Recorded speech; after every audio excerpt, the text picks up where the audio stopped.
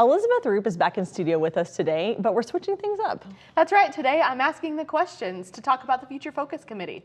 So Erin, explain to everyone at home what the Future Focus Committee is all about. Okay, well, Elizabeth, thanks for the opportunity to talk about this because this is an important topic and folks have probably been hearing about the Future Focus Committee.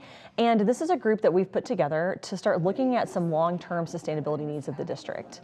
We invited people who've been part of our Community Leadership Academy for the last 2 years, our Superintendent Advisory Councils, which are staff members for the last 2 years, our school board members were able to suggest some names, and we've also included some high school students from our Superintendent Ambassadors and Superintendent Student Advisory Council groups to participate in this committee.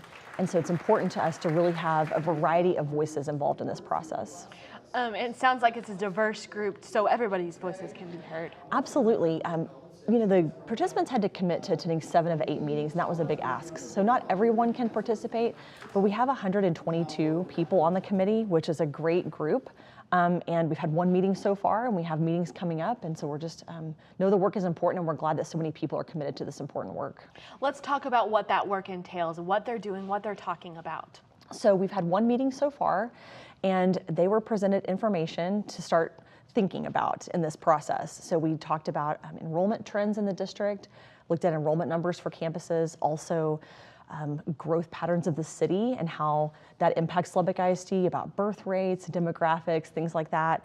And then looked at building information, like age, utilization, capacity, just some of that really simple first step data to give them some information to start processing. We took that information and then we put together, with the assistance of Park Hill, some scenarios of what could be done without a bond election for the 25-26 school year and then also beyond. And that's the things they've started looking at. They've looked at some of these campus options that we have to maybe do some combinations and pairing of schools to help focus our resources to better serve our students and families. Now, I think it's important to mention those criteria were what we started looking at, but after more information comes out, that's when we'll start talking about accountability and programs and things like that. Exactly. This was just giving them a starting point to start looking at some of the information. And at the next meeting on October 29th, we're going to talk more about accountability and programming and some other questions that they had about how, you know, these factors factor into the decision making about these campuses. And they will be looking at just indicating their preferences on the options that have been presented. This is not a plan the district already came up with. This was based just on that data that was synthesized. And then that information that from the committee meeting on the 29th will go to our school board in a workshop on November 7th, and they will ultimately vote on November 21st. So the school board has the final say. That's right.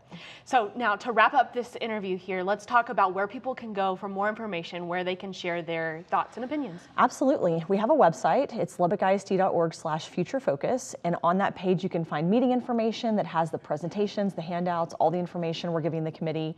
We send an email a week before the meeting that has videos. Those are also available to watch.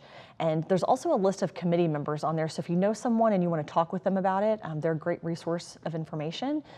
Additionally, we have an email address. So if you have a statement or words that you want to write to send, you can send it to lubbockisdlistens@lubbockisd.org. Well, thank you, Erin, so much for sharing this information and getting this information out there for everyone in the community to see. Well, I appreciate the opportunity to talk about it. Thanks, Elizabeth.